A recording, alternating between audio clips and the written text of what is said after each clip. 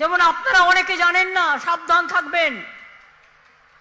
আমার কাছে অনেক খবর আছে, অনেকের আধার কার্ড লিংক কেটে দেওয়া হচ্ছে। জামালপুরে 50 জনের কাটা হয়েছে। জামালপুরটা বর্ধমানে, বীরভূমেও কাটা হচ্ছে, উত্তর 24 পরগনাও কাটা হচ্ছে, দক্ষিণ 24 পরগনাও কাটা হচ্ছে, নর্থ বেঙ্গলেও কাটা হচ্ছে। প্রথমে বলবে আধার না হলে তুমি চোখে দেখবে আধার, তোমার ব্যাংক অ্যাকাউন্ট হবে না, তুমি কোনো সুযোগ পাবে না। কোন অধিকারে তুমি কাউকে না জিজ্ঞেস করে তার আধার কার্ড কেটে নিচ্ছ? লজ্জা করে না?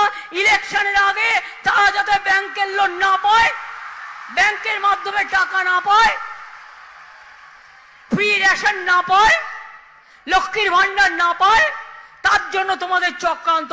আমি পরিষ্কার বলে যাচ্ছি, আমার চিফ সেক্রেটারি সহ অন্যান্যরা এখানে আছেন, আধার কার্ড, নো আধার কার্ড, আমাদের কোনো স্কিম বন্ধ হবে না। আমরা আমাদের কার্ডের মাধ্যমে আমরা স্টেট গভর্নমেন্ট চালিয়ে যাব।